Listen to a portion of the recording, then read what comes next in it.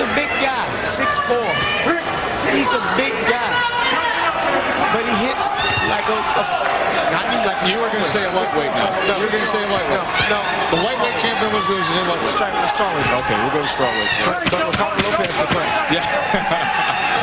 One of the finest of all time is where we'll have 2 rounds to go here in our heavyweight co-feature.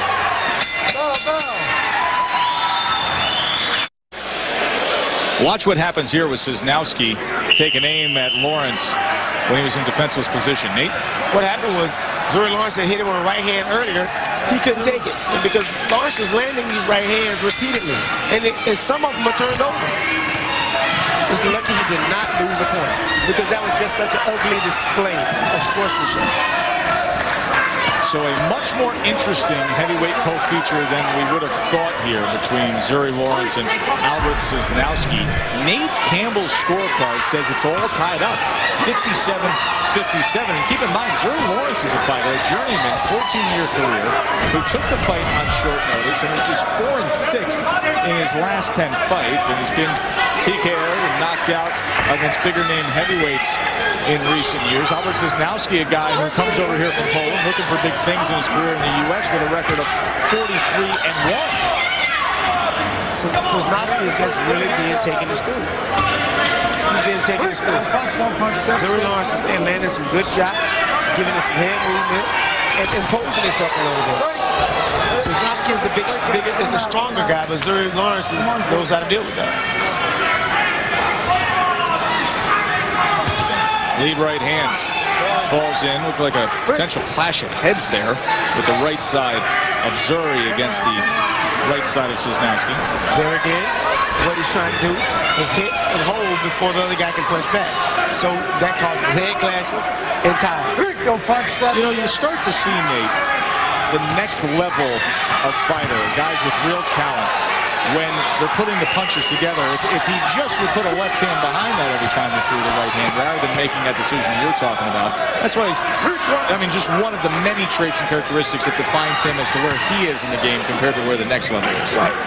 What he's basically doing is, Zuri Lawrence is trying to hit and then not be there to be hit. Exactly. But at the same time, it's sad that Sosnowski doesn't know how to punch in between him coming in and throwing a punch. After that clash of heads now, you can see swelling developing around the right eye of Albert Sosnowski, and it's becoming pretty significant as we get deeper into the 7th round. And there's some blood coming from it now. Zuri Lawrence is really keeping him at bay. Now blood coming from the top of the brow. You can see it there, and there you can see the swelling around the right eye, so both sides affected on Sosnowski. Sosnowski is in a position where he is really going to let this fight slip away from him. And I think it may have slipped away already because mentally I think he's broken down. Lawrence is 9 years older, 18 pounds heavier. And of course the 14 losses, his career not heading in the same direction. But on this night, just maybe the upset win. We'll see.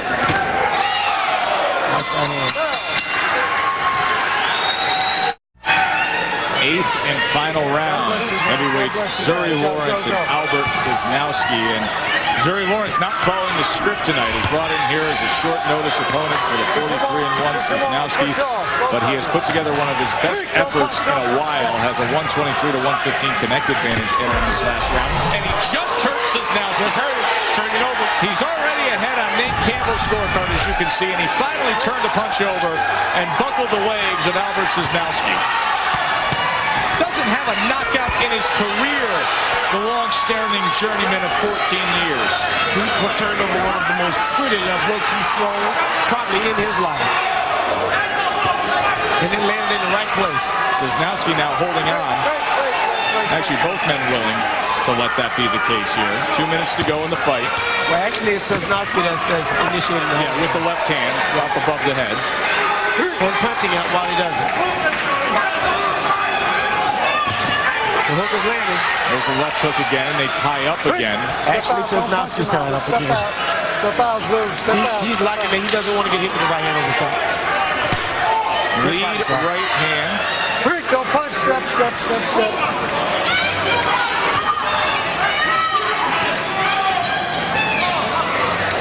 Zuri Lawrence has taken the fight right out of Sosnowski. He's looking around the ring. He's looking for somebody to help him now. Sends him back with another left hand. Nice combination. Left, right, left. The swelling around the right eye came from a clash of heads in the 7th round, Sosnowski. That's not damage done here fresh in this round, but things are worsening here in the 8th round from the headshots of Zuri Lawrence. Sosnowski is now just wrestling him around. He wants to survive, but nice shot. Left hook, right hand combination. Now back to the stinging jab and a little upright hand from Zuri Lawrence. Sosnowski's hurt. Nice uppercut. Lead right uppercut. So a little bit of variety now, Nate. Yes.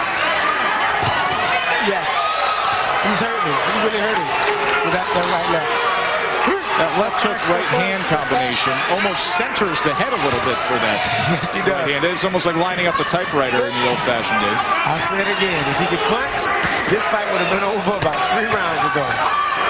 Maybe 4. Because he's been leaning clean shots against Albert Sosnowski. Well, 13 seconds. If he can last 13 seconds, he made it. Almost tossed him out of the ring on top of our table.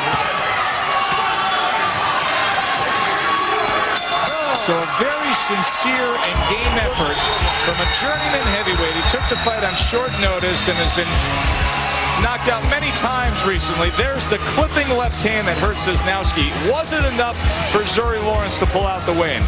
We'll see when we come back.